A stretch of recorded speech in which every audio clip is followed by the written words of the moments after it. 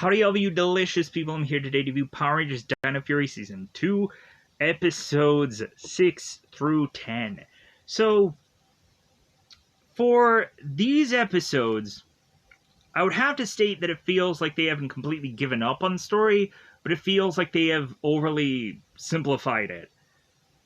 To really give us, so many different, keys that have to go on and give us a Zord, or give us some kind of mission that they have to go into, and I'm just like, man, how many things in this show have they just clearly, in these 2 seasons, how many things have they, clearly thrown away at this point? Man, you would go on to, see how many combination of Zord things that they have changed over time. You would see how many extra weapons, or new armors, or things that they've used, and I'm like, man, I actually liked this armor from before, or I liked this accessory from before, and now we no longer have it.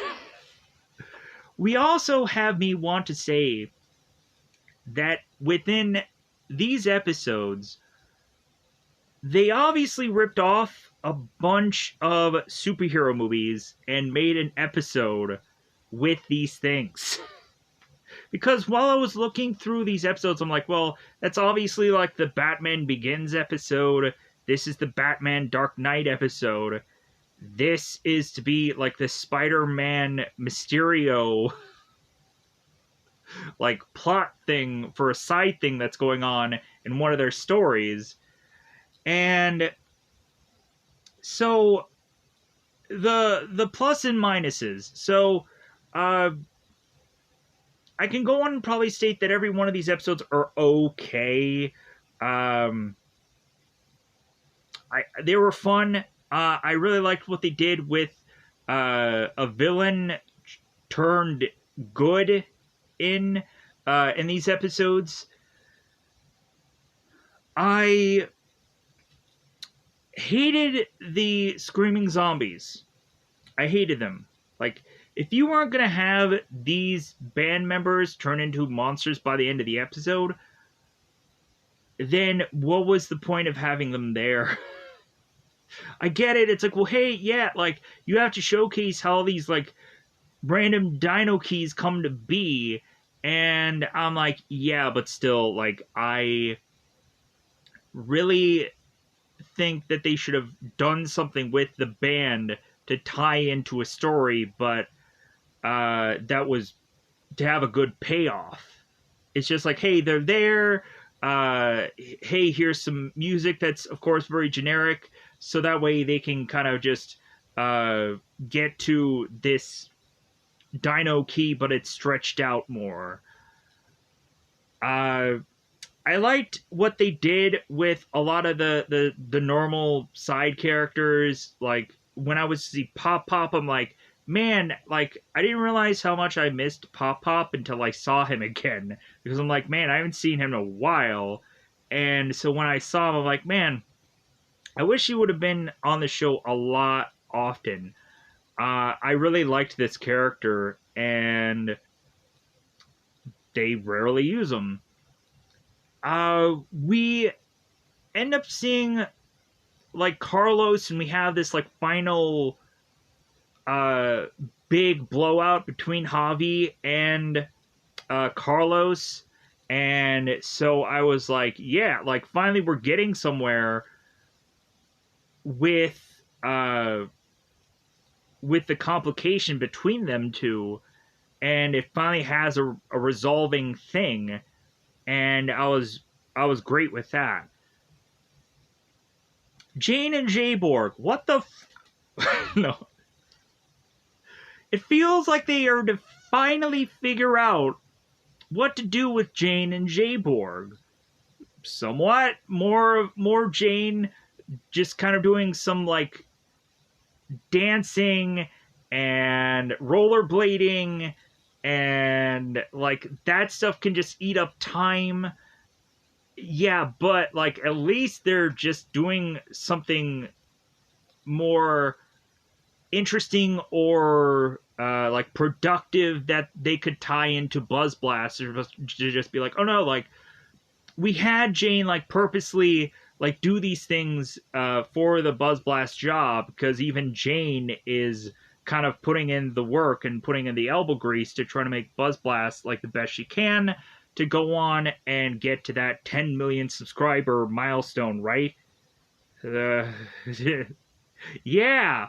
I'm sure Buzz Blast had to really work really hard to get to that 10 mil.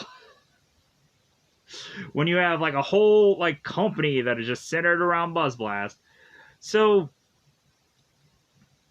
uh, anyways, we have me just go on and want to give these episodes a thumbs up. I probably tolerated a lot of things, then really liked, but there were certain monsters that looked good, but then there was others that was like, man, this looks like crap. And so with that said, let's go on and let's just go into spoilers, because I think it's about the time for me to just go into like, hey, let's just talk about it and really go in depth. So by that said, it's about that time to, of course, go into spoiler time. It's about that time you can spoil these episodes. All the new stuff that they have to just keep churning into the show. I'm like, man, look at this show's effort compared to like all of the early stuff where like we have like the same footage over and over again, just recycled through a lot of the show, and the vastly pouring in of money that this show does, where in like the Mighty Morphin era, a lot of the characters would be like, yeah, like we had to reuse just a lot of stuff. Even when it would break, like we would just tape it together and just keep using it. How things have changed. But also it'd be really interesting to see like how like the Dino Fury people would go on and be like, well, yeah, like we had that problem too. There were so many set pieces and so many things that would just break all the time, and like, and we couldn't use them anymore because they broke. I don't know, like maybe they were really just like making things like way cheaper than what they really were, and to realize, oh yeah, we're only going to use this for like a couple of episodes and we'll just kind of keep going. But anyways, let's go on and let's go into spoiler time. Just anyways, so we are back at Area 62, if we weren't already there at some point before. So Void Queen, who I've completely given up telling you her actual other name because I really could just not want to pronounce it or not even want to get into it at this point, because she'll become Void Queen in these episodes anyways. So Void Queen talks to a Sporex. It's kind of very bizarre, about how the Sporex was able to revive her. It's like, wow, like I can't believe this one thing was able to bring me back to who I am. And so Tarek comes into the secret room, and Tarek asks Void Queen how she got the Sporex, and Void Queen says, like from the machine, obviously, as she was secretive about getting it, even though she doesn't understand why she has to be so secretive. Tarek goes on and states he puts on the Void Knight disguise to control his creatures, to control his Slithers and Mucus and whoever the heck else. One thing I also have to state, I feel like Mucus was a lot better in these episodes. Some of the stuff that she actually said I thought was actually funny, and how Mucus goes on and like we show like the one shot where she's severely far away from the Rangers and she states that she was to go on to read lips. I was like, oh my god, that is the funniest thing. Because how often would we go on and have the monsters who are just kind of overhearing what the Rangers are stating and they're like a million miles away? So we really just finally poke fun at that, where it's like, how is it that these monsters can even overhear or get the whole conversation of what these people are saying.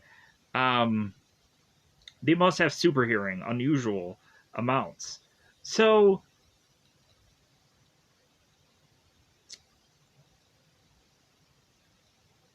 we then have Void Queen who wants to use the Sporix as a way to become more powerful and stronger.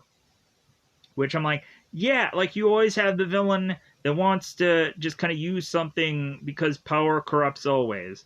So Void Knight is like, no, no, no, no. Like we should really just focus on getting off this planet. Like we want to get out of here. Like we want to find a place where we can have just that white picket fence life and just go away. So we have Mucus and Slyther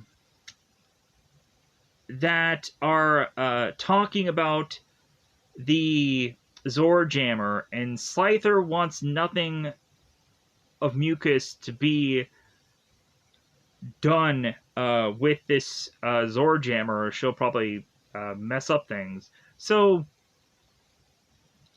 Void Knight comes in, is kind of hearing this conversation, and so he's taking the Sporix, putting it back into the machine, but then he ends up dropping it to then have Doom Snake appear. And Void Knight's like, well, hey, like, I'm happy to have some muscle. Like, how about we just kind of go on and just kind of bring Doom Snake out there, even though he's probably going to fail miserably, because if you've ever seen Power Rangers, that's what happens. So, now at Buzz Blast, Jane and G-Borg welcome the Screaming Zombies lead singer, Blake, I believe his name is. If that's wrong, I'm going to be saying Blake a lot in this episode. So they welcome them in, and I'm like, okay, like the worst part of this episode, but okay. So Carlos is talking to Javi about him being so scatterbrained because Javi's going on and playing the guitar, and Carlos is like, again with this music thing? Like you're playing a different instrument now? Like how many has this been now? Like, man, like, you know how much money we probably have to fork over to rent these instruments for you to just go on and just probably like not last very long on them because we have to go on and just forget that you even had this whole music storyline that you had. So back into it. So Javi is to have forgotten that he himself, Javi, needed to get his suit ready for Carlos's award ceremony that will be at the park HQ at 2 o'clock. So we all of a sudden have the Screaming Zombie band members that are talking to Javi, and Blake tells them they need to focus on the streaming performance that they're going to do that is going to be soon anyways. So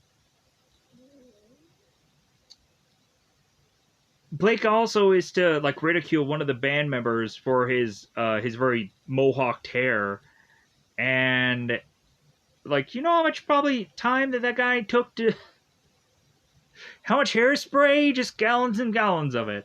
So we have Javi that looks at Blake and it's like, well, wow, like you're a leader of a band, and like that must be pretty easy, right? And Blake is like, no, like leading a band is really hard work. So Blake is to state that it's even very difficult to get his shirt right because he is to be a Pancake fan, and a lot of times people give him shirts that are flapjacks, and he can tell the difference. So when Blake is to reveal his shirt to Javi, and it has a pancake thing on it, I'm like, okay, But it comes out to like find that we're going to have an accessory that is to be the freeze Dino key that is to be on Blake's necklace, as we are thinking that this is just going to be some stupid pancake shirt, but it reveals a Dino key. So immediately Javi is to look at the shirt and notices on the necklace a Dino key. Blake found the necklace in Blackwood Valley somewhere, and Javi recognizes that's something that Power Rangers normally use, the Dino key, but Blake won't give it up because it's like, well, no, like I'm not gonna give anybody, like I'm not gonna give my thing, like finders keepers. We'll come to find out that might be like a whole theme of these episodes, because there's some kind of like finders keepers kind of episodes going on here. So the team at Dino Henge talks about the key Javi saw and where it's located. Zato looks into Javi's memory to realize it's the Dino Freeze key, or the Freeze Dino key, and has a Zord to go along with it, because we just have to have all the accessories. Solon tells the Rangers Void Knight has a Sporex beast they need to fight. Void Knight conjures henchmen as Slither brings out the Zord Jammer. Zato calls for Zords, and it seems that they don't come out to play. So Zato uses his Hover Dino key to try and attack the Zord Jammer. Ion uses his Elasto Dino key to Elasto whip the Zord Jammer, and that doesn't work. So like, man, like what should we use then? So Amelia realizes that Doomsnake can go big at any moment, and they won't have one Zord to assist him in this fight. Ollie uses the Snooze Dino key to try to make Doomsnake fall asleep, and you would have thought that would be also a perfect opportunity for Ollie to make this monster go to sleep, and then the other Rangers would just jump in and just like, yeah, the monster's dead now. Ugh. I get it. Murdering a monster while he sleeps is awful, but hey, like, it takes a thing off the board, so to speak. But when you think that that's awful, just think of like another one of these episodes where we clearly have somebody go on and hack into something for there to be no discipline for that.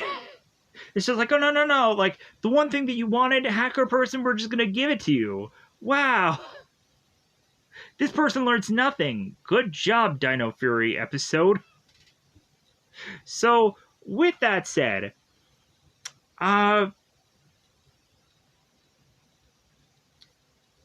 Void Knight, Slither, and Doomsnake disappear to have the Rangers now focusing on the Zord Jammer. They realize they need the Batera Freeze Zord because it's a new Zord, and is to, of course, be another story convenient thing that, like, yeah, we need the new item, as well as the Dino key, and so just, we need these new things.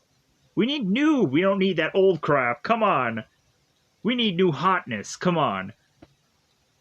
So Javi tells the Rangers, it's, well, like, I think I can go on and get the Dino key, but you guys, obviously, the Rangers have to go on with me. Maybe we'll go on and just have to, like, use the snooze key on Blake and just get it from him. Why didn't they think of that? Am I just strategizing better than these Rangers? Come on. Use that snooze key. So they have to go on and convince Blake that they need the key. Kind of like that one episode where Adam goes to Raymond. It's like, well, hey, like, have you figured out a way to beat this virus, and Raymond's like, well, yeah, like I have this thing here, and Adam's like, well, hey, would you mind if I use it? Because like the Rangers need your help. And so Raymond's like, yeah, as long as you make me a Power Ranger. That's what I'd be saying. I'm like, yeah, as long as I'm like the Silver Ranger or something, come on. I come to bargain, Adam. I come to bargain, Green Ranger. Anyways, so speaking of coming to bargain, we'll get to that soon. So the Power Rangers and Javi make their way to Blake, and Blake is willing to exchange his Dino key for Javi's instrument ability, because right before the Rangers had come to Blake, we had Blake's guitarist, who is just kind of annoyed with Blake to the point of him just easily wanting to quit. Story convenience again. So Javi needs to go on and perform a gig with the Screaming Zombies at 2 o'clock, but that is the exact same time as the award ceremony. And Javi realizes that their dad is probably going to be mad that he's not going to be there for that moment. And so Javi tells Izzy to tell Carlos that he was caught up in something at Buzz Blast and like he really could not leave. Mucus is to have read lips from far away. This is the moment here. And knows about the Zord and tells Void Knight all about it in utter detail. So Void now wants everybody looking for the Zord as Void Queen takes Sporex to become more powerful. She basically becomes Doctor Doom in a way. So Izzy tells Carlos that Javi couldn't make it and was essential to whatever Buzz Blast project that they were doing at the time. And Carlos should immediately said, well, I hope it's not a musical project, because if he's doing that, then I'm just going to be furious with rage. So, that's what he should have said. So, Carlos is to legit be upset because he wanted to have a whole family photo. Because if you've seen the prom episode before, Carlos just likes taking photos for everything. And Izzy's mother is happy at least that Javi is just focusing on his job, because hopefully he can get that sweet cash. So, or maybe not. Maybe YouTube doesn't, or what is this? Social media thing called Buzz Blast, because they don't actually state it was on YouTube. Maybe it doesn't make money at all. Anyways, maybe there's huge amount of sponsors that come into this. Maybe Hasbro is sponsoring Buzz Blast. Maybe we'll find that out somewhere. Moving on. So Jane sets up the Screaming Zombies music over story. Great idea that I never liked. But Carlos gets an award. Two boring things at once. That's what I stated while I was watching this episode. So Izzy, after the award, is to quickly go to her phone to see Javi still doing this performance. And funny thing that I just realized here. So Javi just immediately jumps into this band that he is to know every single thing of all of their music, and there was no like audition process for Javi to just be into this band. It's like, man, luckily Javi just knew all these songs by heart, even to of course not have had Javi state it's like, yeah, I'm a big fan of Screaming Zombies somewhere, so at least this doesn't feel like so like, how does this guy know everything? Because this makes no sense. So we have Carlos that is upset with anger because Javi is playing that dang music again. That musical thing that I don't like him doing. Oh no. So time for Carlos to know that Javi and Izzy are Power Rangers at this point. I feel like we've had Dr. Kana know. I think it's really just time for Carlos to know. I feel like this is a good idea because of how many times that Carlos would need to go on and help out the Rangers.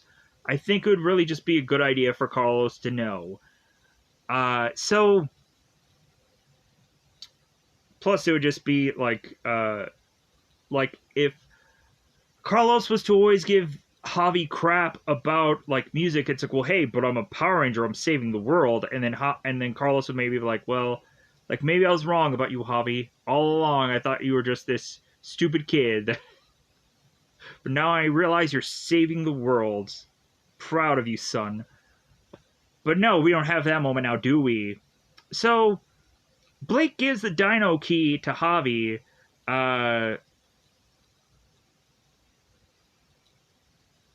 And says that a Power Rangers Dino key is not his style. I'm sorry, a key that has power inside of it, or to be used as a thing to have power, like, that's not good enough for you? A thing that they use on an actual show, as you can hold on upon your necklace, is not good enough for you? F off, Blake. F off. So, if only any person that would ever cosplay and put on a piece of Power Rangers stuff would go on and just, like, really just tear Blake into a new one. Like, hey, man, like, I want to go on and wear everyday Power Ranger stuff. As, of course, how often do I have the ability to? But anyways. So, with that said, let's move on. So, Carlos is furious with rage about Javi, who has chosen playing the guitar over Carlos's one-of-a-kind award ceremony. Javi is to turn to his dad and just almost like tears in his eyes.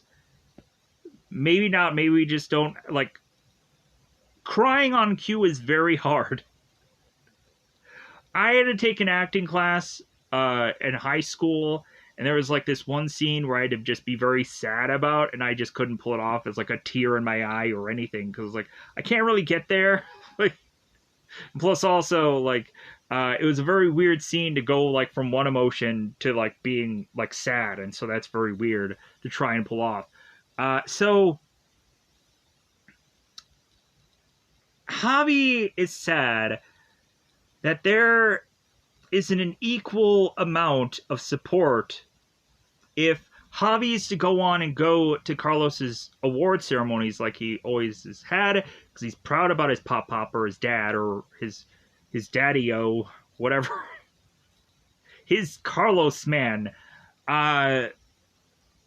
Carlos is to not be as equally supportive in Javi's career choice of doing anything with music or Buzz Blast or anything. It's just like, well, hey, like, I'm your parent. You go on and you see me accomplish all these things and suck it for your life. Because I'm not going to turn around and be very supportive. Yeah. There's also times where just parents, like, can't be there because they have things going on in their lives, like a job or they just really couldn't be bothered. Yeah. Or you really have, like, I'm not going to get into it. It's too personal. So, Jane talks to Carlos about Javi involved in the highest stream they have ever had in Buzz Blast. Is that the reason why they got to that 10 mil? In that other episode that I'm so bitter about, and I'm gonna just crap all over because I'm just gonna have to. So, because, anyways, like, I'm sure they had to get to exactly 10 million in that one episode. God, I'm coming off as like a bitter biddy at some point, but I'm sorry. I'm just being honest. So, we have Jane that is to go on and hand Carlos this video of like, how about you watch your son perform for once? How about you give a crap? So I was like, man, Jane, really just stepping up. Like, good for her. So the Rangers find the Zord and are met by Wreckmate, Void Knight, Mucus, and Slither, and Doomsnake, and wherever the heck else that they just got rolling around. Are they going to have the henchmen come in? No, because obviously that's not stated here. So Zato uses his hover Dino key and Ion, Zato uses his hover Dino key with Ion against Void Knight to just have them get knocked down. At some point, I would just love to say the word Mosablast, but I'm not going to. Even though there might be several occurrences where Ion does say that, and I'm not doing it in the way of which that would normally be said. But anyways, so Izzy and Javi fight Doomsnake, and Izzy tells Javi to free the Zord from it being under another cave, like any of these other Zords that have been a thing, because rationally, like, a cave would be the only thing that could hide a Zord, right? Like, we don't go on and have a Zord that is, like, hidden in plain sight, where they're like, oh yeah, I can see how that could be, like, a Zord, alright. Like, wouldn't that be interesting?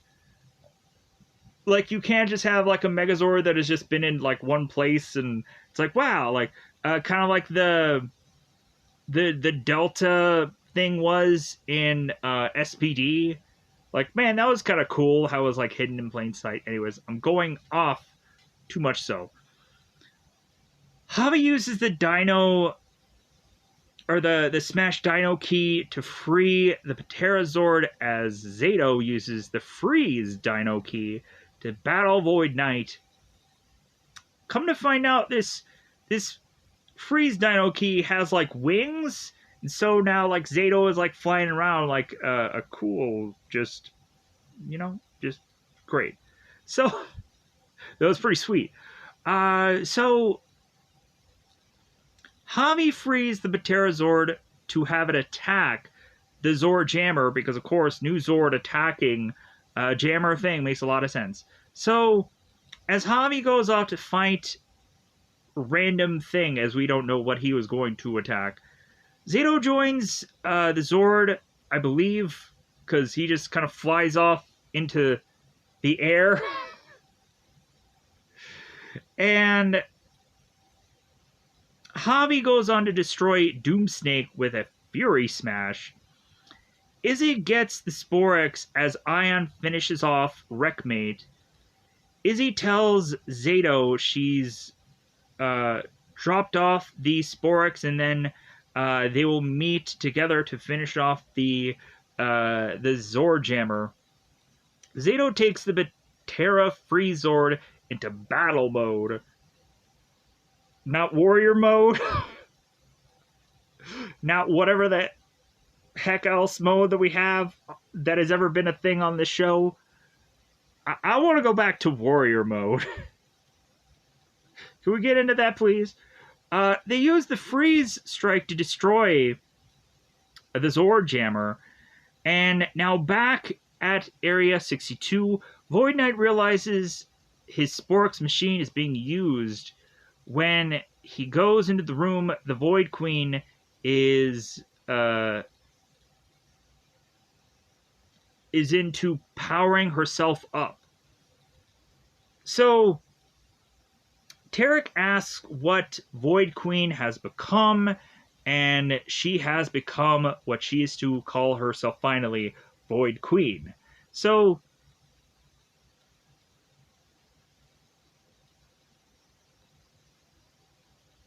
we then go right back to Buzz Blast. So Carlos is to find Javi, and so Carlos has his heart-to-heart talk with him.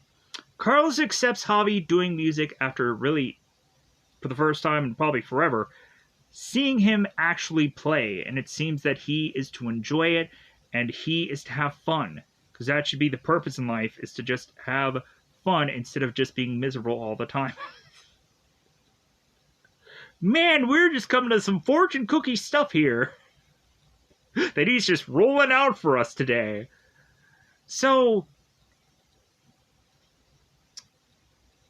and Javi realizes he needs to make a career out of it, the passion that he has for this. And Carlos is like, no, really, you probably should. You should probably do something with that whole musical thing that you keep spending so much time on. Maybe do something with that. So back with all the villains and the scary and the boohoo. So Void Queen uses Sporex to make Squash Blight. And so, like, I think obviously this is to be a beginning of another episode. And throughout most of these episodes, I think Void Queen just comes in and is like, okay, here's a monster, like, have them battle, because that is to really seem what Void Queen is to be, like, the best at, for these episodes. So we just have a person that just comes in and is like, hey, monster, and it's kind of like what Void Knight was already doing. So we have Squash Blight, as Mucus talks about, like, well, hey, is it Halloween already? Funny jokes. Anyways, so Void Queen tells Void Knight to destroy humans with Squash Blight. Void Knight doesn't want to hurt humans. It's an unnecessary thing to do. So Void Queen reminds him how that didn't stop him before when he was trying to get to Sporex. And Void Knight says that he got the Sporex to help Void Queen revive herself. And Void Queen says destroying humans will help her now, and so, like, let's get to it. Ollie talks to Dr. Kana about a best friend of Ollie's being back in town. And Ollie immediately is to say, it's like, Mom, you're back in town? And Dr. Kana's like, well, it's nice that you think of me as your best friend. God, this is the one reason where I just kind of cringe at Ollie a lot, and I just don't like this character. They try to figure out a way to use him better in these episodes, but, like, God, Ollie. Just, God, Ollie. That is one thing that I have to say for Dino Fury, is just, man, this Ollie character. Like, they need to have, if they wanted to improve one thing, it should have been Ollie this whole entire time, because I've consistently complained about this one character, and it just never ends. We have him almost being the equivalent of a Sheldon somewhat character, and I, like, never really went on to Big Bang Theory to really go into Sheldon, even though there was some good comedy there still. Moving on from what I was to continue to stretch this review for. Didn't mean to be that way. So, Dr. O'Connor reminds Ollie that a Professor Drake Floyd will arrive, whoever that guy is. Like, if he was in another Dino Fury show, I wouldn't have remembered who he is. So, Dr. O'Connor says that Professor Floyd will be arriving at the Science Symposium, which is a place that I don't even think they even used in this show. And so Ollie asks the Rangers about the Science Symposium, and they see it, it's like, oh yeah, like, that's the person that Amelia's interviewing. And so Ollie's like, okay, great. So Ollie and Amelia are, because Ollie just kind of runs off to find Amelia, and so Ollie and Amelia are talking to Professor Floyd, and Floyd is surprised how much Ollie has grown, because you always have to kind of do that stereotypical thing. If you haven't gone on and seen a person in a very long time, you have to state, like, how much, like, hey, like, you're losing your hair, or, like, man, you're much taller now, or, oh, hey, yeah, like, your hair is, like, really growing in. Or, like, man, you look like a slob, and of course you do, because you're just meeting up with family, so why would you, like, rent your tux out and... funny jokes. Anyways, so that aren't really that funny. And we all of a sudden have Floyd, who is to notice Amelia's bracelet, and it is to supposedly have some metals and some magnets and stuff on it. And so it's like, okay, so this one random bracelet that we never saw before all of a sudden has to appear with Amelia, and it's going to be used somehow in the story. I'm sure it will. So Amelia tells Floyd their scheduled interview, and she leaves.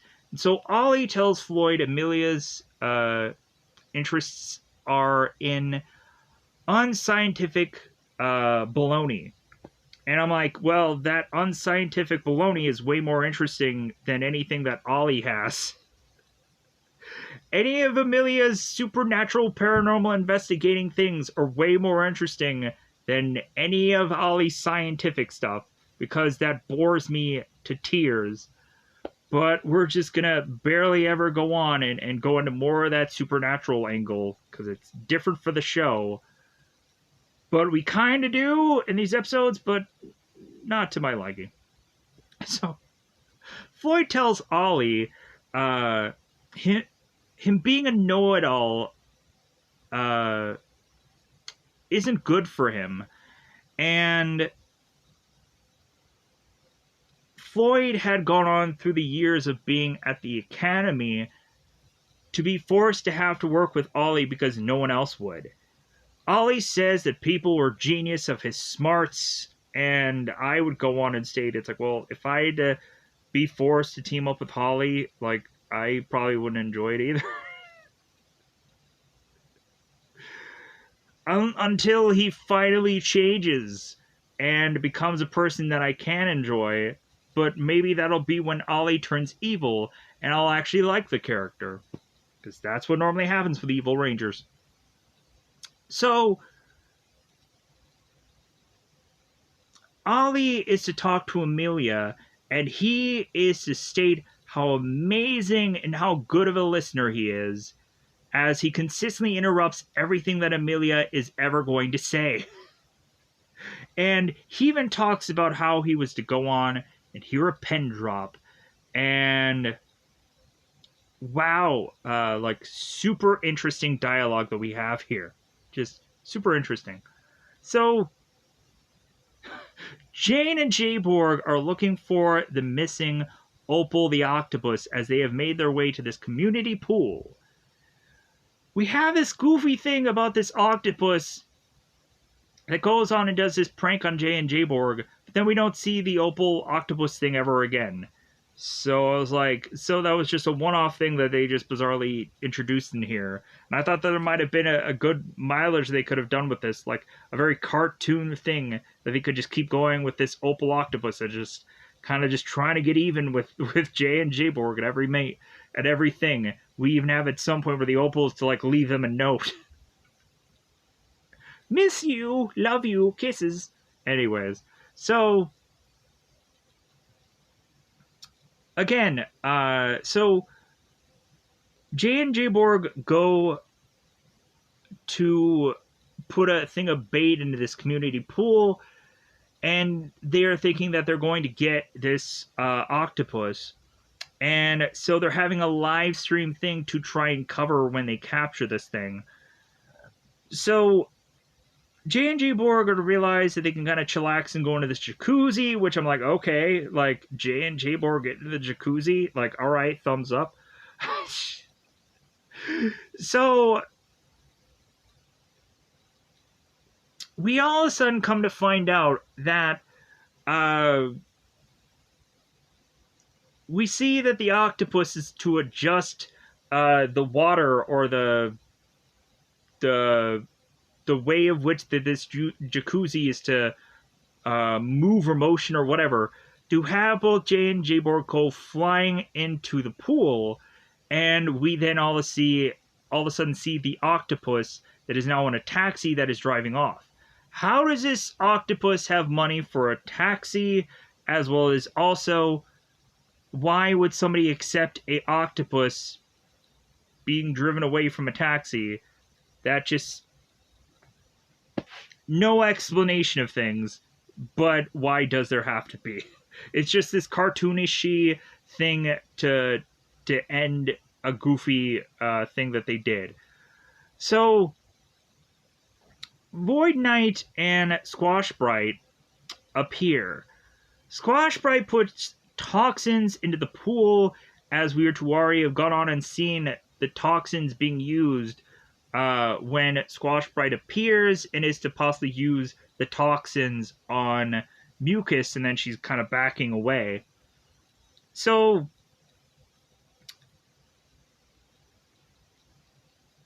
Jane and a bunch of other extras are to turn into trees because they couldn't have figured out how to do that yoga pose, so they just turned them all into trees anyways.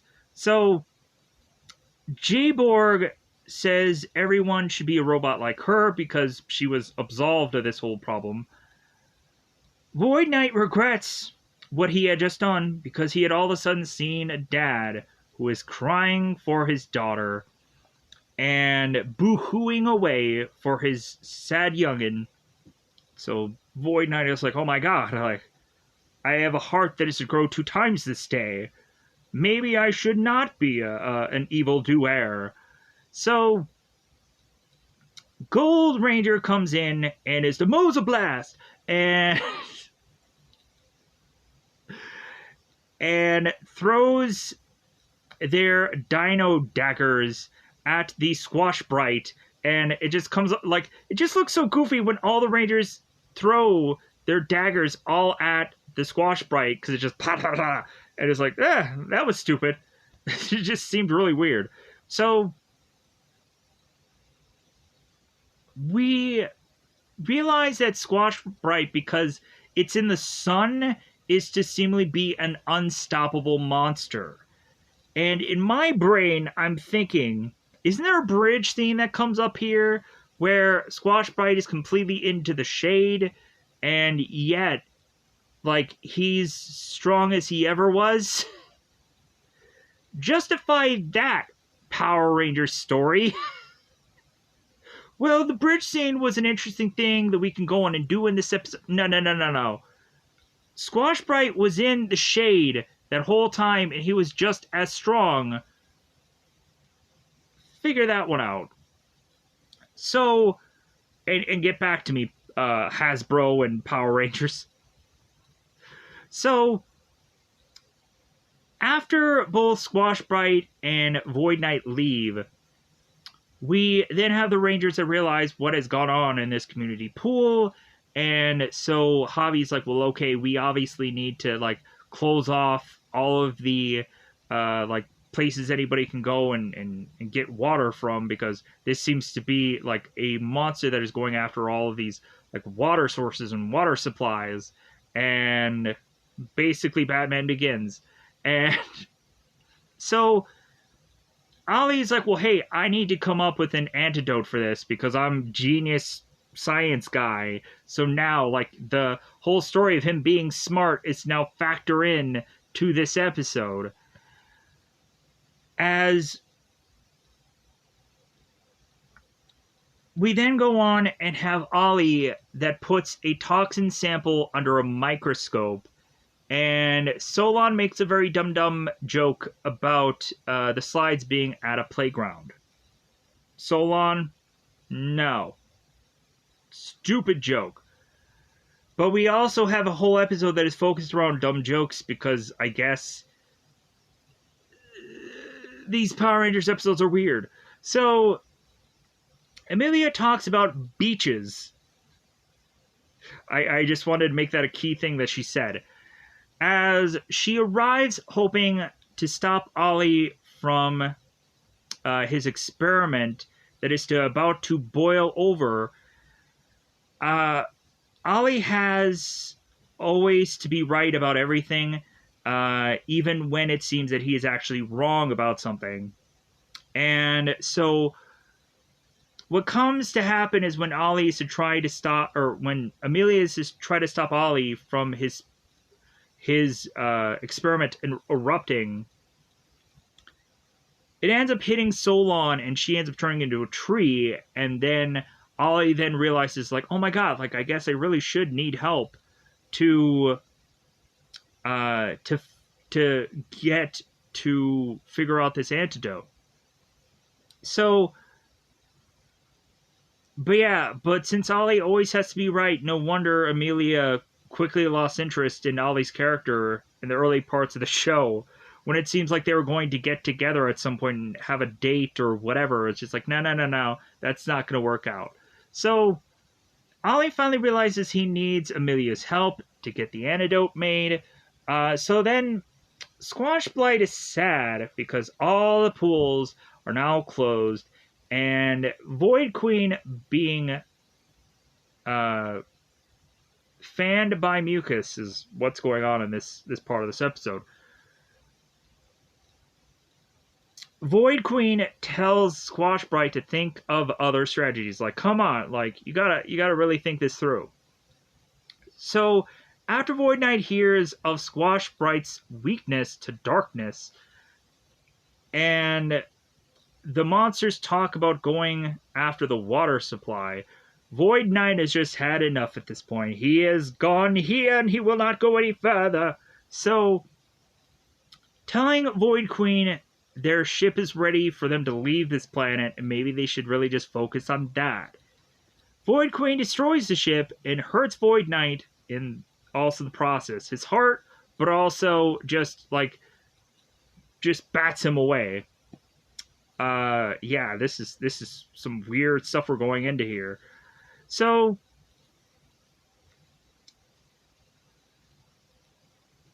back at Dino Henge, Ollie fails at an antidote because it has too much iron content. Man, if they would only just focus on getting better content for Dino Fury, these stories would just be way better. So, Ollie talks about a filter would be a difficult thing, a filter would be difficult to use to try and get the iron out. And Amelia suggests her energy bracelet. Why didn't I think of that before? Oh my god, that energy bracelet that was just for this one episode. Amelia tells Ollie to come on, and I was like, yeah, come on, Ollie, come on. Ollie realizes the magnets in Amelia's bracelet gives Ollie an idea. It's like, yeah, like the magnets can get iron, so yeah, that makes a lot of sense.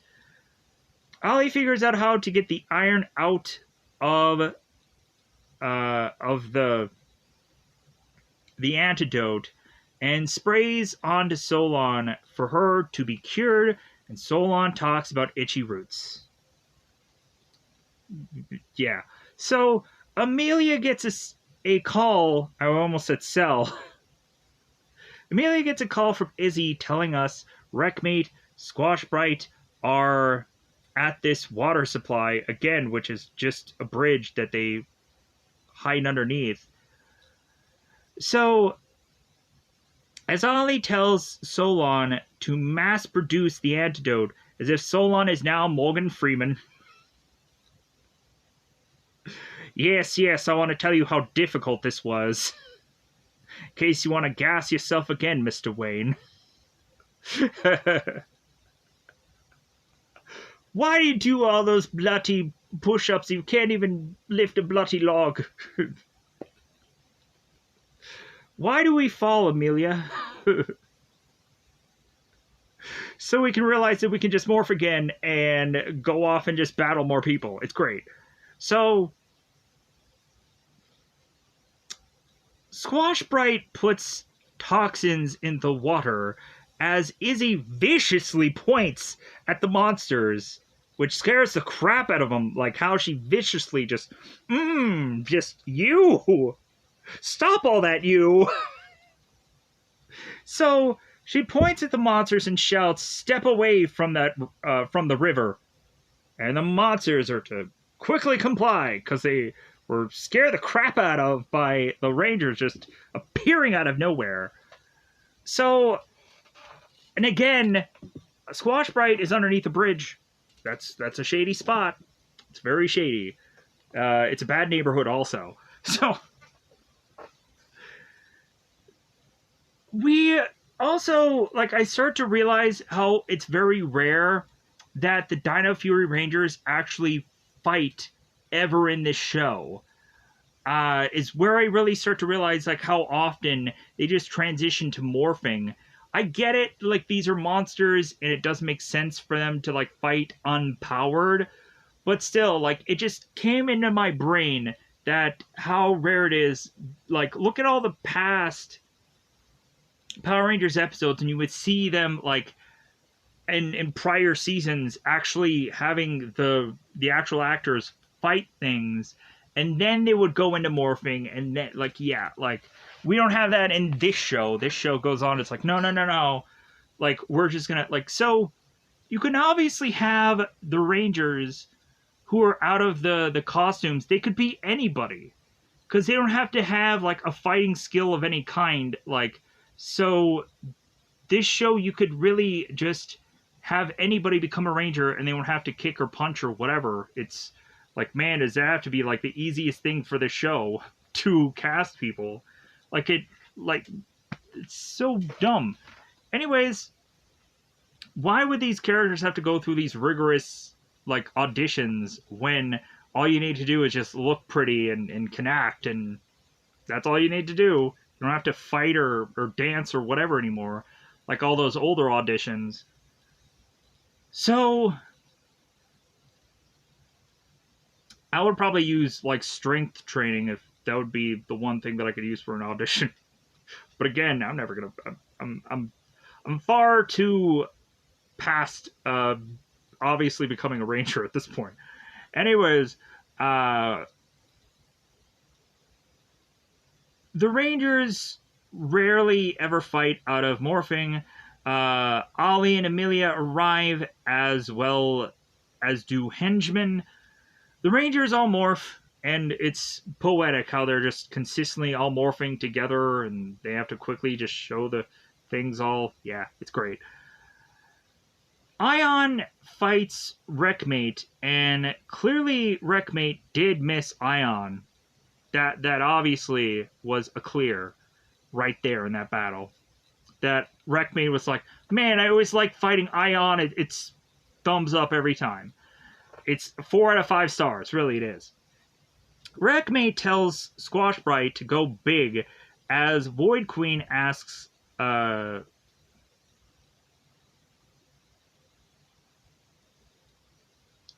if someone is to have learned anything today, and if he would, or Void Knight, if he's learned anything today, and if he would like to share with the rest of the class of what he's learned.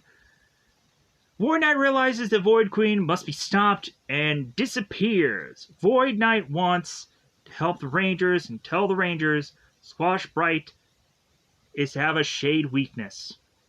And so Void Knight goes on and tells the Rangers that. So, while the Patera Free Zord tries to take on Squash Bright creates a Venom Cloud. That was actually a pretty sweet, like, cool looking thing. And, like, Squash Bright had his, like, little umbrella. And Izzy says he's going to make it rain, but not money, evidently. That sucked, right? Ollie plans to get Squash Bright into the cloud, and that will give them the shade that they need to defeat him.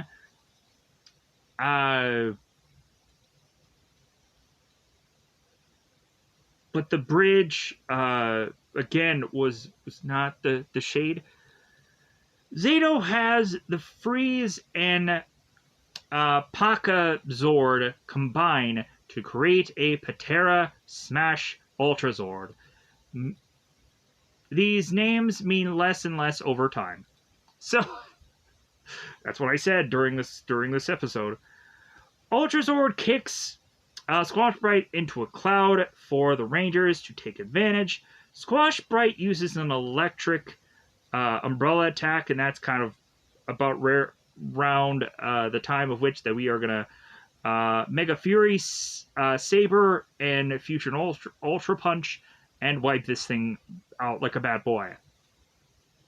Zato in the Freeze armor catches the Sporex, telling us that Squash Bright would have made a good pie. God, these jokes, they're so in my brain, but they exist. And Blue and Pink Rangers antidote people at the pool. As Jayborg hugs a cured Jane, the Rangers try to figure out Void Knight. They decided, or Knight, like they're trying to figure out Void Knight. They're trying to decide why he was to be so helpful, as well as who could be this Void Queen. Because at some point, Void Knight has to kind of roll back some beautiful bean footage and tell us who Void Knight or the Void Queen is. And I was like, man, if the Rangers could have just seen that footage, they would have really cared, but they probably didn't. So we have, after Floyd is to have his interview with Amelia, Ollie realizes he is to have made mistakes, and Floyd realizes, like, well, hey, you've been doing some growing. You've been making your monster grow, if you know what I mean. And so, because Ollie just meets up with Floyd, and it's realized that he needs to change his position. His position on things. It's like burped. My bad. So Ollie thanks and apologizes to Amelia as as Amelia comes to the conclusion this won't change anything. As Amelia ordered Ollie a spook snare that we will actually use a spook snare. That's how often it comes up in this show. That's how well I can remember what it is. And like, so this will obviously be something that they will never use until one episode that they surprisingly do. Because at least this show brought up something that clearly they forgot about X number of episodes ago. But again, they re-bring it up, but then we're like, okay, but where is that going to go? Donut holes nowhere. So, Area 62. Slither and Mucus look for the traitorous Void Knight as Void Queen gets a Sporex to summon Track and Slash to have this thing be able to take a big whiff and find out where Void Knight is. So Track and Slash is to take a big old whiff and sniffs, and he does it on Void Knight's throne. As Void Queen sends Slither, Mucus, and Track and Slash out to look for Void Knight, while Wreckmate is working on another project, which we'll find out is Snag Eye, or the goofy other general that they have for like one whole episode and then they get rid of. Because he has to be really powerful for like one episode, and it's like, yeah, that was great. So, for one whole time or two. So, Tarek puts Tarek, who is now without his armor completely, he's wearing this awful getup, and even Slither makes a joke about it, how stupid this guy's outfit is. So, Tarek puts a drone into Buzz Blast as the Rangers are conveniently talking about him at the same time. Wow. Story convenience. Amelia and Zato are on two sides of whether to trust Void Knight or not. Amelia's like, pro Void Knight, and Zato's like, boo Void Knight, he sucks. So, Jane comes in with a limp. And they're like, oh my god, we have to hear the whole story about this whole limp thing. And Jane doesn't say what it is right away, but then we'll find out because she was to do this live stream and they show the clip of how she got injured. So, Jane is doing a live stream. Wouldn't you think that I just go on and just talk about what happened, and then I have to go into that anyways. So Jane is talking about the channel that is going to possibly hit 10 million subscribers. The funny thing of it is like they're nowhere near that, But she's like, yeah, like, we're going to hit that today. And I'm like, man, are they really hopeful? They should actually get really close to the marker and just be counting down like the 10 or 5 subs that are left to get to that 10 mil, instead of going on and doing a video where they're like 300,000 behind. That doesn't make any sense.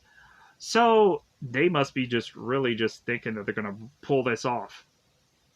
So Jane is to use past clips to put on the live stream of Buzz Blast, to just kind of use this kind of like, yeah, this is the like the memorial kind of thing. And instead is to put a clip of her just dancing oddly. And it seems that she is to get injured throughout the clip. She is to like break her arm and a number of other things. Like, her arm is obviously in a sling in one of the dancing parts, but like, you don't see her arm in a sling then. It makes no sense. So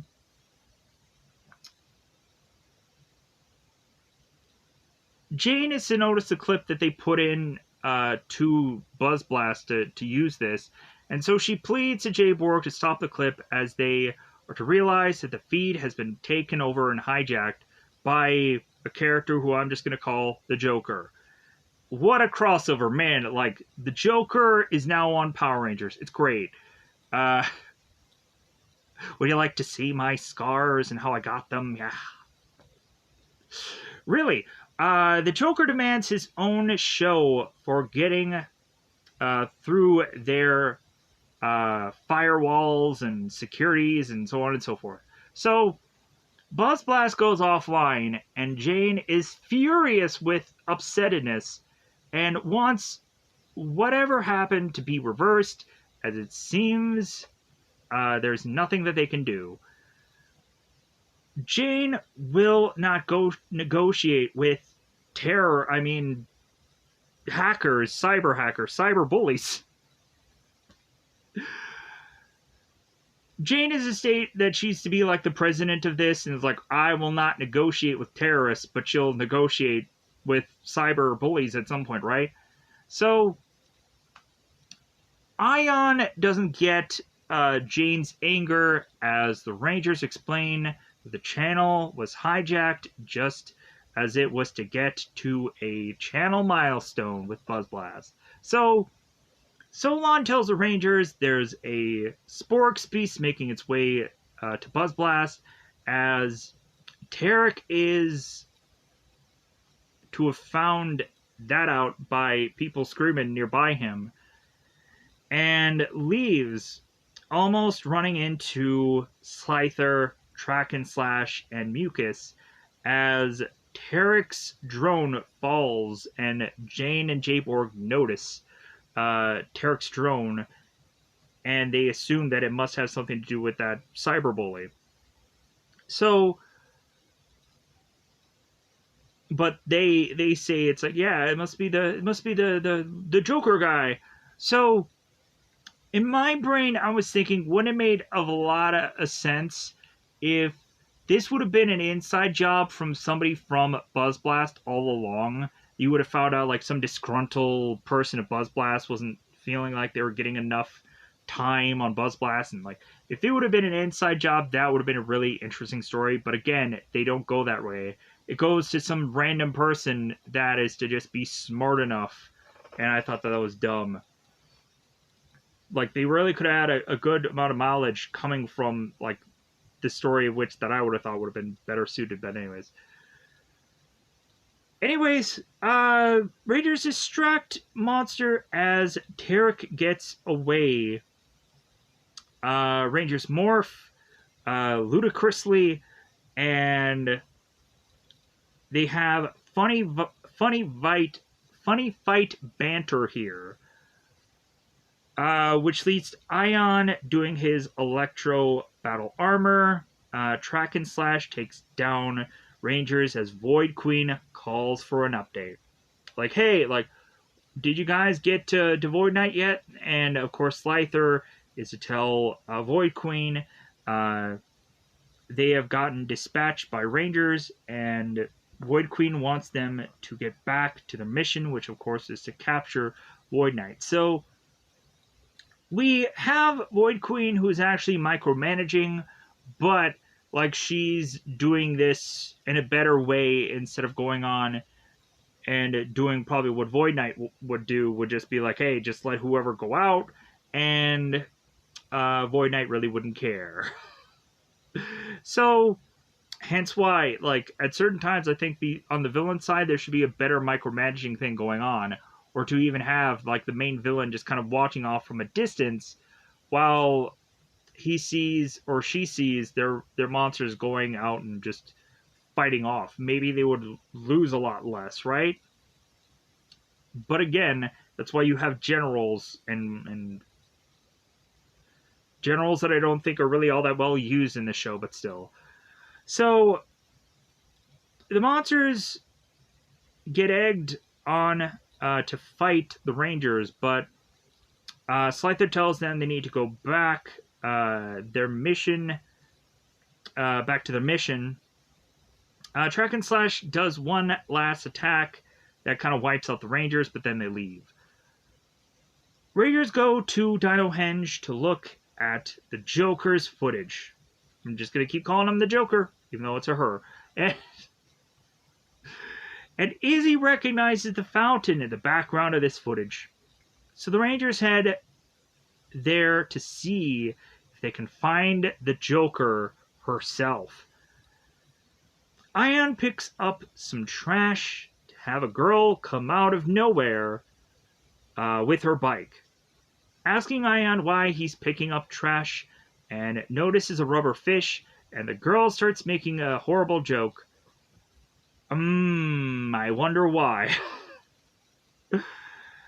We come to find out that Mara is the Joker, as she is to recycle one of those other jokes that she used on the live stream. Mara wants her own show, but she's too young. She's a too youngin'. Ion takes Mara's bike wheel because Mara frees the live stream and wants to, in exchange, have it be the wheel for the stream. Track and Slash finds Tarek, even though at the first it's a guy that looks like Tarek, and Tarek tells his double to run off, as the double is to call the Ranger hotline. So yeah, like this guy can, like Track and Slash, what I'm stating here is Track and Slash can sniff out Tarek so well, but it's not really Tarek, it's another guy. So this makes no sense. So, and Track and Slash shouldn't even know what Tarek actually looks like and what his wardrobe is. So this kind of falls like badly on so many levels, or fails. So we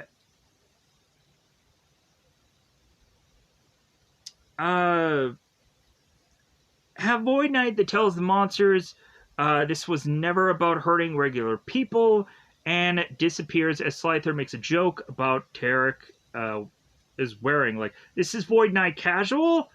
Like, I'm just waiting for at some point for, like, certain other video games, like Power Rangers Legacy Wars, to have, like, Tarek casual. just to be like, why? So the Rangers arrive, and so does the henchman. Zato talks about them being outnumbered and how usual that is. Like, man, yeah, like, really, you could just go on and just have, like, all the Rangers just be like, oh yeah, we have a monster to fight? Oh, that's just Wednesday. Oh, that's Thursday. Do every day of the week so you can go on and do a promo package whenever the Power Rangers go on regular TV. Like, oh yeah, every Tuesday. Yeah, this is Tuesday.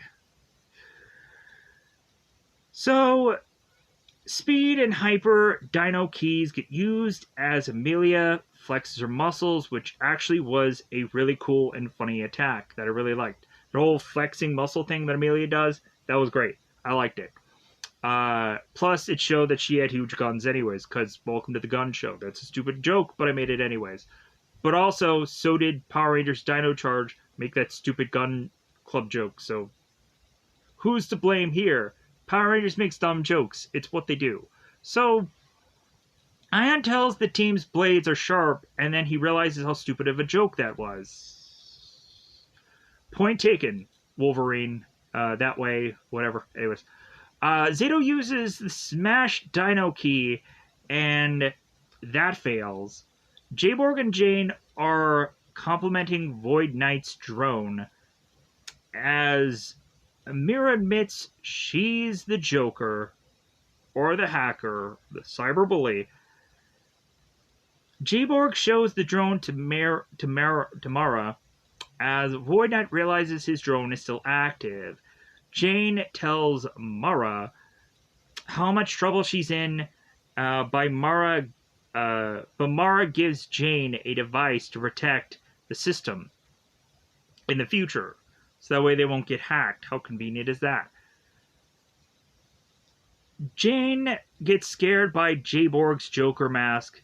Jane gets word that the Rangers are getting beaten by the monster, and that the Rangers will probably not win this time. Tarek rehears from this drone and wants to help. Void Knight comes in to tell the Rangers that Track and Slash only deflects short-range attacks with its force field, as Void Knight is to use his Void Slash on the monster, and Zato uses his Smash Blast to destroy Track and Slash. Zato makes an agreement with Void Knight that if he is to really be good, he wants every single stitch of Sporex that Void Knight stole, and Void Knight agrees to that, but he never really gets the Sporex back to the Rangers. Jane compliments Mora as the live stream is back, tells her if Mora likes to tell jokes, she could audition for Buzz Blast Laughs, and someday maybe can get her own show after she is to spend time in jail for the rest of her life. Book 'em, Dano! Book 'em! Because this girl needs to learn that there is repercussions for stuff she's to go on and do.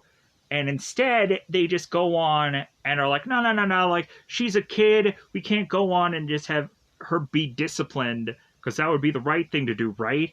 So kids can learn that there is consequences to stuff that they do. There is no moral to this episode. There really isn't.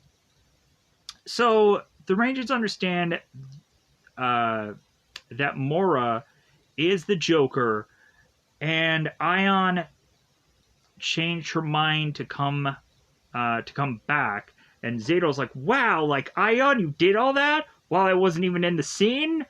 Good on you, buddy. That's what it, like, that's the look that, like, Zato makes to, like, Ion. It's like, wow, you did that? And I, like, didn't read the script and know about that already? Wow. So we have Mara that is to like her jokes regardless of how crappy they are. And she makes a nacho joke that everybody like laughs at beyond or besides Ion, because he didn't get it at first. And then he's like, oh, nacho. Let me just go on and re-explain this whole joke so that way I can kill it. So Jane realizes animal videos won't help get them to 10 mil. So Jane is to go back on and realize that she needs to dance to get their videos up to that 10 mil. As they're telling her to, like, hey, keep dancing, keep doing it. Come on, just keep dancing this way. It's working. Like, a lot of people are just wanting to see you trip and fall on your face, but you're not doing it. good for you. Jane's shoes go flying and she catches them, and then she does these like headstand like thing that she's doing. I'm like, oh my god, this is crazy. And like, of course, we probably have Jane, who is probably to have like these things that are kind of tying her up in the air. But I'm just thinking of how long that Jane is to have like her like head like upside down. She could sue that show. Jane's so Jane's dance tactics are to get them to 10 mil exactly, as the counter just stops at 10 mil as they go to Dino Fury outro.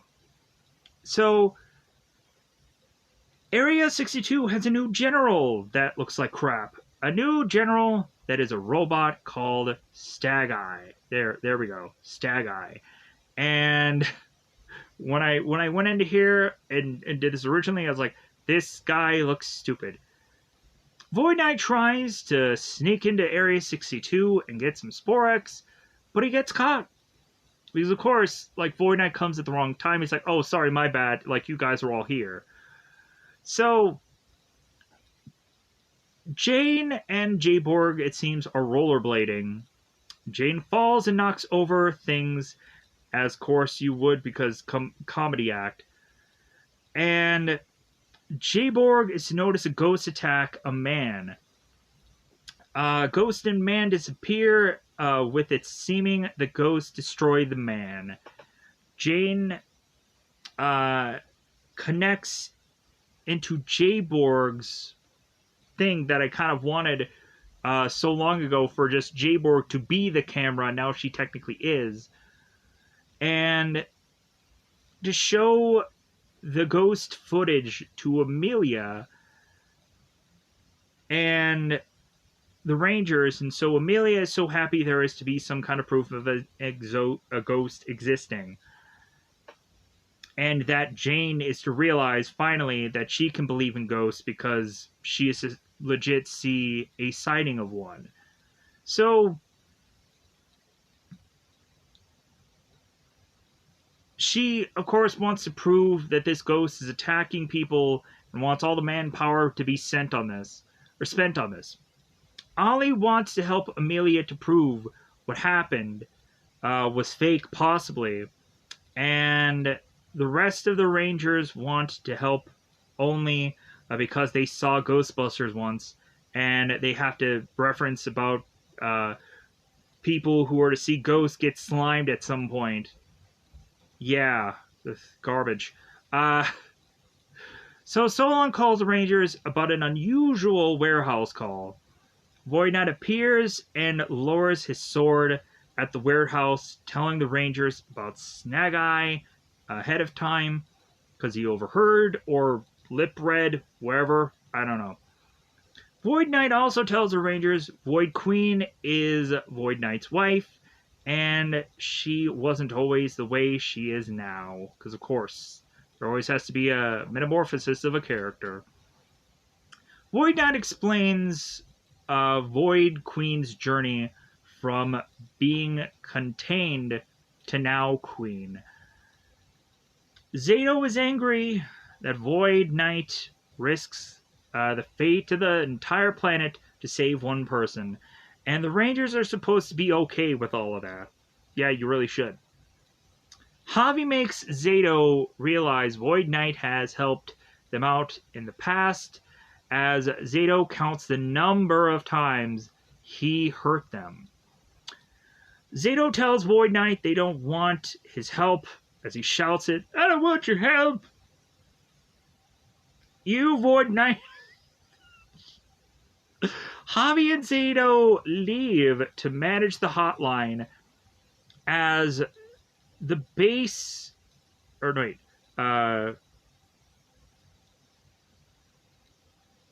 as the rest of the Rangers go on to do the Mystery Buzz story that they try to go on and figure out, but then all of a sudden we then have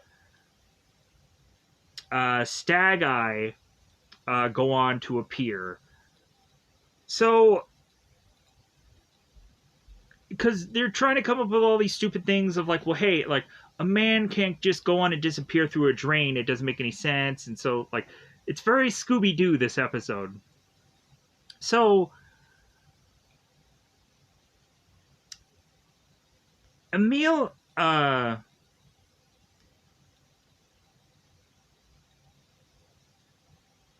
Amelia and Ollie get consumed by Snag Eye, and Izzy used her sprint dino key as Ollie and Izzy are now consumed by Snag Eye.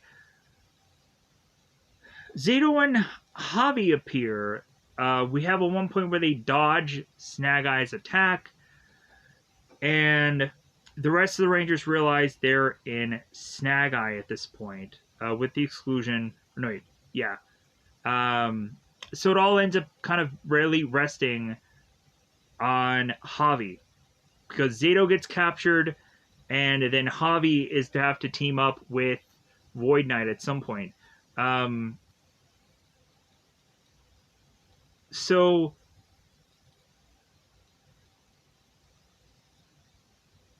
no.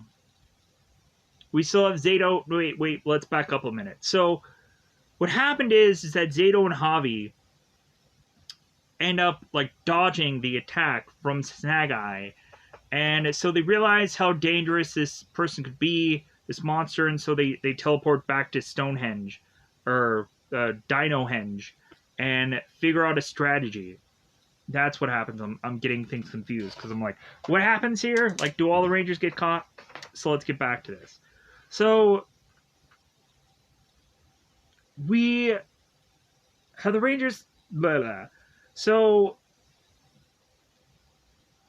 the Rangers can't escape. They figure out how to escape where they are.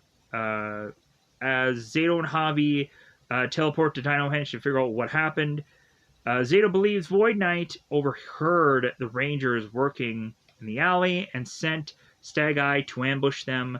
And Javi says that doesn't sound like something that could really be proven from Zato's claim. Javi reminds Zato all the good Void Knight has done in the past episodes, and Zato says, yeah, like, but people like Void Knight don't change. That much. And Javi brings up his father that likes his music now, and Ollie is now more open-minded and is even working with Amelia on her ghost investigation. So Javi believes in Void Knight. He's pro Void Knight now. So Zato and Javi meet Void Knight to fight Snag Eye, and Zato calls it an ambush as he immediately gets taken, Liam Neeson style. So Void Knight says that they have to work together, both Void Knight and Javi, or Javi will get taken, because of course Void Knight just won't get taken. He's seen this movie before. So Zato notices that Ion had blasted this box to try to get out of here, and then is to see into Snag Eye, see that both Javi and Void Knight are working together. And so he's like, wow, like, maybe Void Knight has really changed. So Javi gets taken after using his shield key, or his shield dino key. As Void Knight is the only one left, Void Knight punches Stag Eye to free, of course, Zato, because who else would you want to go on and free in this situation? So the Rangers don't know if what's happening is good or bad, as Izzy says she never has been in a robot before. And Ollie makes the point of stating, like, well, hey, you've been in a Megazord like twice a week. And she's like, well, I don't count that. So Zato sees a crack to free himself, as the crack is to quickly close after anyone else is to try to rush through it. So And we end up finding also that Stag Eyes to say the word traitor a lot. But uh, so this is let me kind of clear that up because I think I've effed something up there. So Void Knight tries to go on and attack Stag Eye, and so while they're fighting, we have Void Knight that punches Stag Eye, and that ends up having Zato, who gets out of Stag Eye, and so good enough clearing up, right? So probably not. So Void Knight can't fight much anymore further, and gives Zato his Dino Knight Morpher. Having Zato become more powerful with the armor, Zato morphs and uses the Dino Knight Key. As Stag Eye reveals his true eyes, Zato uses aggressive moves that I actually really liked, and gravity and freeze keys to then use Dino Strike to destroy Stag Eye and free the rest of the Rangers. Stag Eye tells Zato, "Tell my queen, ah!" And I thought that was awesome. I thought that was hilarious. Tell my wife, ah! Rangers now, so Rangers are now free, and they realize that Zato had the Dino Knight Morpher from Void Knight. Tarek reveals himself as human, maybe, as he's taken by Void Queen. Next up, we have a magician that does a trick with Ion, and I'm like, why? And Amelia and Ollie couldn't find any evidence of the ghost who had taken the man, as we all of a sudden go back to the magician, and this ghost suddenly appears. Jane springs into action on her rollerblades. The ghost, we come to find out, is to have been a drone all along, and we again have this to be basically Spider-Man Mysterio from that movie all along.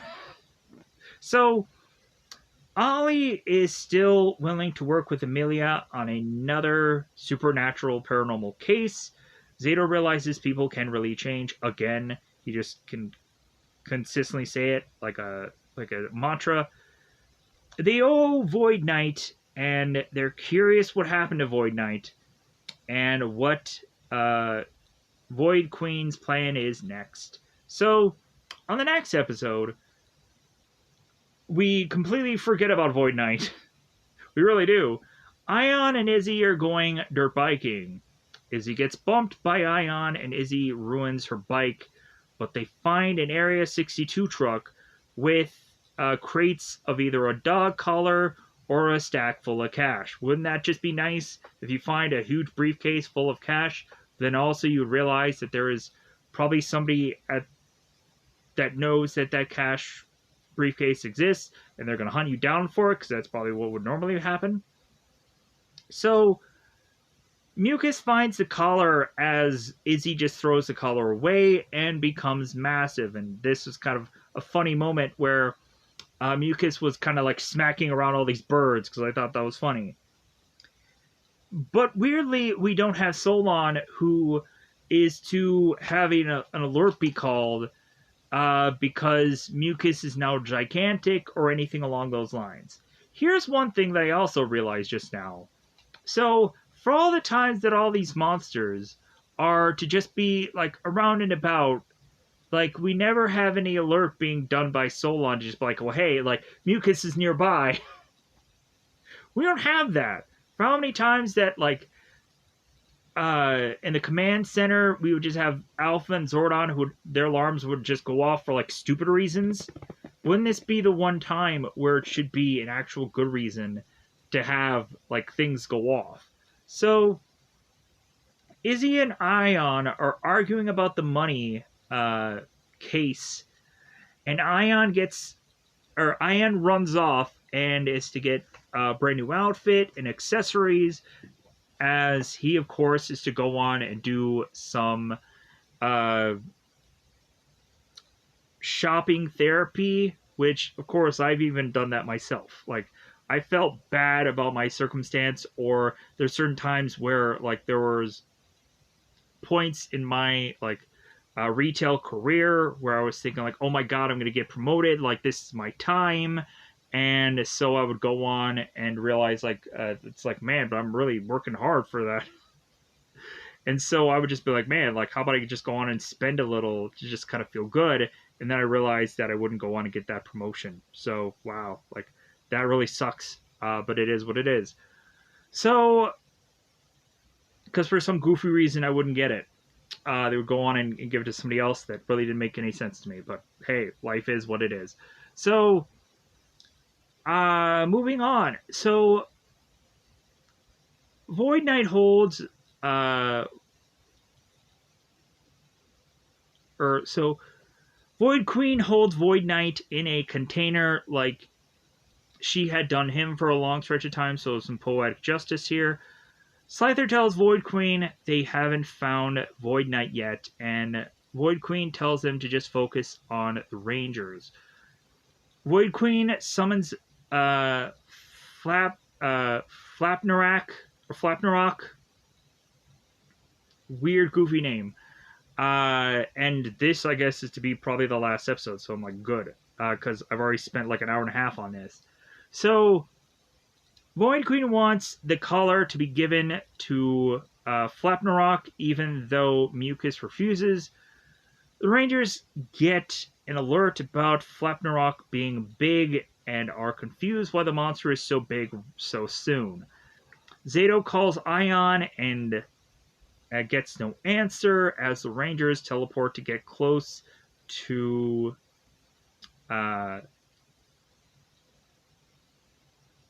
Flapnarak. And so we have a moment here where the Rangers haven't morphed or anything. They just teleported nearby where the monster is already attacking the town. And the monster, the beast, goes on and is to do these electric attacks to have the Rangers now, like, almost get attacked by this or have to jump out of the way. So then the Rangers decide to morph, which they should have morphed before they were to go on and be presented in front of Monster, but that's their mistake. Flapnarak talks about eating New York, and I'm like, well, like, that is quite a distance away from where they're shooting in New Zealand, because if you go on and if you watch, like, Dino Charge, they would talk about New Zealand quite often, but bizarrely in this episode, we have a monster that is talking about New York. That makes no sense. I don't know what they're doing, show. Zato calls for the Zords. Dino Fury Megazord smash formation. Ziggy and Javi call for the Patera Freeze Zord to go into battle mode. Freeze Megazord jumps on top of Flapnarak and gets it to go back to the ground because Flapnarak was to fly off and was talking about, yeah, I'm going to go on and I'm going to attack New York. Well, yeah, like, you're going to get some pretty frequent flyer miles for that. So, the Rangers then have, like, Zato call for, like, the other Rangers and, like, hey, like, let's go on and let's go into an Ultrazord. So, the Rangers go into the Patera Smash Ultrazord, and they attack using Dino Drills and Fusion Ultra Punches. Flapnarak does a lightning attack and destroys the Zord, and Flapnarak realizes the collar ran out of juice. So, henchmen appear to stop the Rangers from getting to the collar because they're desperately like, oh my god, we need to get to this. Like, this thing is making this monster more powerful. And Flapnarak disappears before they can get to it. Zato says they need something new to stop Flapnarak. So, Ion sees Pop Pop and loves, and so, no wait, Ion sees Pop Pop, and Ion has Pop Pop love Ion's new clothes, and talks about Ion should go to the disco with clothes like that, but Ion isn't even happy with his own new clothes. Ion uses shopping therapy after Izzy argued with him, and again, like go on and use shopping therapy a lot. Like there's certain times where that could be a mistake because you can overspend and whatever, but like also there was times where like I was just like, man, like there were certain times where it's just good to have like a goal. Like, man, if I could just work these extra number of days so I can get this item, it would be great. Because really, so I could just kind of feel better about the accomplishment of getting past those very rough days. So, but after Ion would go on to use his shopping therapy, he realizes that he's still not happy. Pop wants to show Ion a disco move, and here's where I think Pop Pop should be a ranger forever. At least it would be more interesting for the show than a lot of the other rangers that they've ever used on the show. Pop Up would be a way more interesting cat than any of the other rangers would be. But anyways, figure out a way, show, to have like Pop Pop be somehow like that kind of character, just becoming a ranger in the future. That'd be a great idea. Thumbs up to that. So, Ion gives Pop his coat, or Pop Pop his coat, and feels better about it.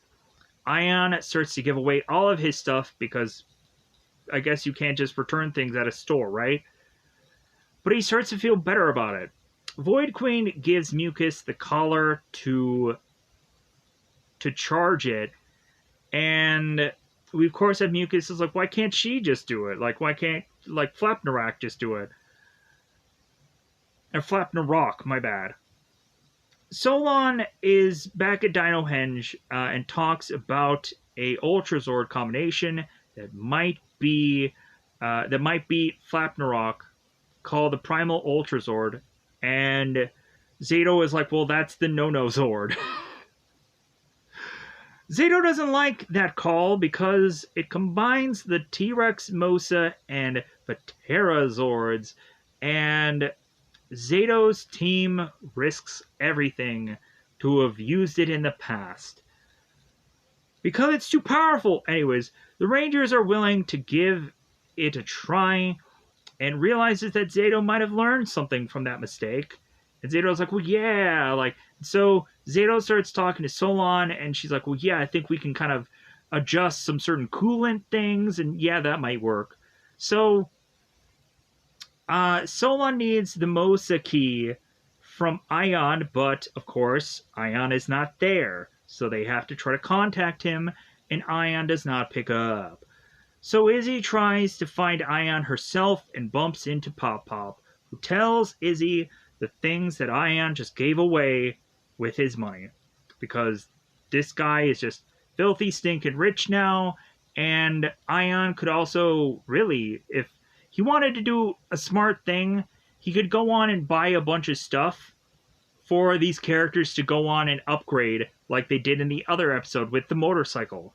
Like, we could go on and have Ion just buy a bunch of stuff to give to Solon for her to make a bunch of improvements, because we just have to have more Power Rangers upgraded things, right? We have to come up with a new, like, a new gadget, a new weapon, a new Zord every single week. So we have Ion that bumps into Izzy, and Ion realizes his watch was in the bag the whole time, and he could not have heard the alarms go off. So they go back to Dino Henge and find Flapnarock is attacking again, because now Collar is charged. The Rangers are to form the Primal Ultrazord, and we should have had, like, just Zato, like, shaking at his boots the whole time. And also, Ion should have done the same. But no, they don't really hesitate about what they're doing. They're like, no, like, we're figuring it out this time. It's good. They grab the dragon's tail and swing it around. Their Zord does a primal triple beam, which I thought was really cool, and uses primal ultra blast after getting the mega fury saber like they always do. Afterwards, Ion is to apologize to Izzy at Dino Henge about the disagreement that they had. It's like, well, they really should have shared this money. And so Ollie's like, well, hey, like, you can give me a mic if you want to. And we immediately have Ion who's like, well, hey, I just spent all that money. Like, my bad.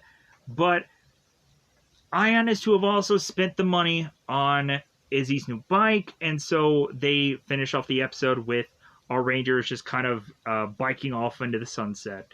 And so with that said, I'm going to get the heck out of here because I realize how long this is taking. Oh my god, and almost like 2 hours. So I'm going to get out of here. Goodbye, everybody. Bye, everybody.